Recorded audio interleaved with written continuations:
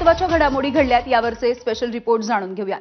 लालबागचा राजा मुंबईमधलं सगळ्यात मोठं असं गणेश मंडळ। पाटपूजन, पाद्यपूजन, आगमनाचे सोहळे, मुखदर्शन असे अनेक सोहळे झाल्याच्या नंतर लालबागचा राजा हा आपल्या भक्तांना दर्शन देत असतो।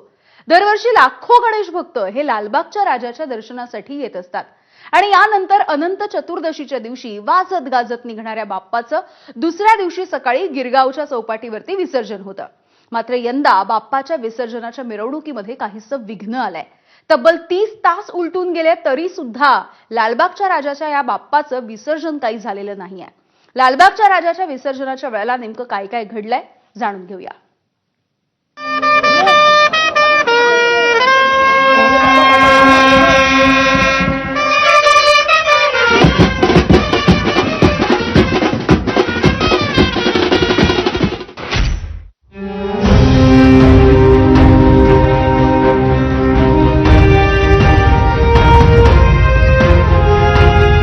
शनिवारी दुपारी 12 वाजता लालबागचा राजा विसर्जनासाठी मार्गस्थ झाला।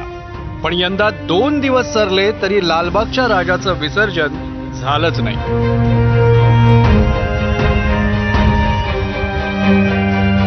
पण लालबागच्या राजाची विसर्जन मिरवणूक का खोळंबली?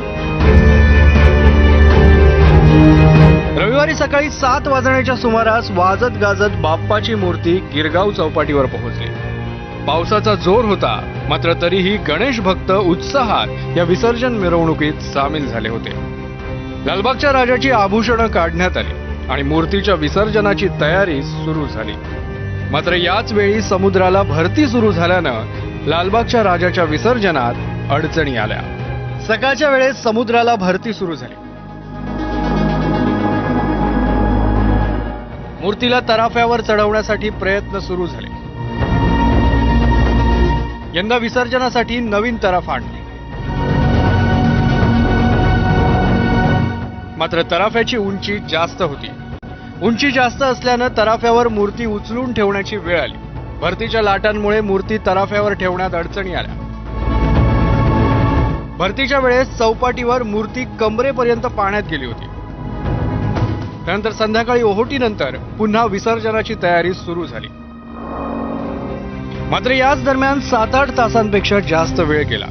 आपल्याला या तराफ्याला मॅच करण्यामध्ये आपला जो गणपती आहे त्याला याच्यावर घेण्यासाठी म्हणजे या तराफ्यावर घेण्यासाठी एक टाईम असतो, म्हणजे म्हणतात ना तो पाण्याचा जो लयचा टाईम असतो ते तुमचा तराफा आणि जो येणारा म्हणजे गणपतीचं ते वरती घेण्यासाठी दोघांचं सेम टू सेम पाहिजे तरच तो वरती चढणार। आणि एक खाली गेला म्हणजे पाण्याची पातळी वाढली आणि तराफा वरती झाला आणि गणपती चढवताना म्हणजे खाली झाला, एवढा विलंब झाला म्हणून हा प्रॉब्लेम। महत्वाचं म्हणजे यंदा लालबागच्या राजाच्या विसर्जनासाठी खास स्वयंचलित तराफा मागवण्यात आला होता।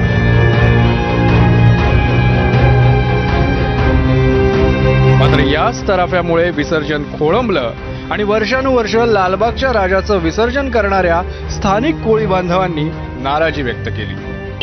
आज आम्ही वाडकर बंधू बरीच वर्ष झाली लालबागच्या राजाचं विसर्जन करत आलेलो आहोत। आज काही कारणामुळे विसर्जन लवकर झालेलं नाही आणि वाडकर बंधू जे आहेत ते वर्षानुवर्ष विसर्जन करत होते आणि आता ते करत नाही, कारण गुजरातचा तराफा आल्यामुळे लालबागच्या राजाने हा कॉन्ट्रॅक्ट त्यांना दिलेला आहे। याच्यापुढे लालबागच्या राजांनी त्यांच्या मंडळाने विसर्जनाची काळजीपूर्वक घ्यायला हवी।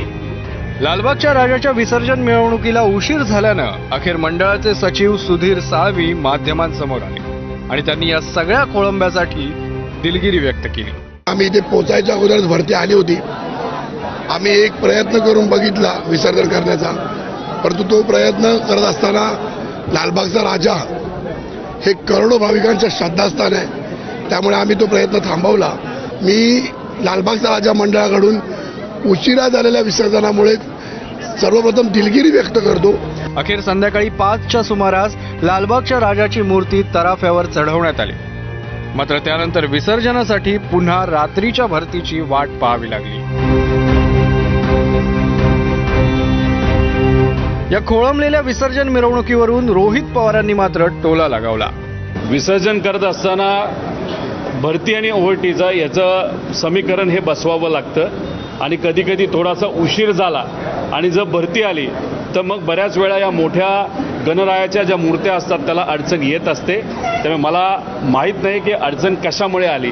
त्यामुळे धार्मिक एखादा विषय असेल, आध्यात्मिक विषय असेल, त्यात आम्ही राजकारण आणत नाही, पण याच्यात जरासं खोलात जाऊन अभ्यास हा करावा लागेल आणि त्यानंतरच याच्यावर जास्त स्पष्टपणे आम्हाला बोलता येईल. लालबागचा राजा हे मुंबईतलं सर्वात मोठं गणेश मंडळ. मात्र याच राजाच्या विसर्जन सोहळ्यात विघ्न आलं आणि लांबणाऱ्या विसर्जन मिरवणुका, गणेश मंडळांचा कारभार यावर प्रश्नचिन्ह उपस्थित झालं.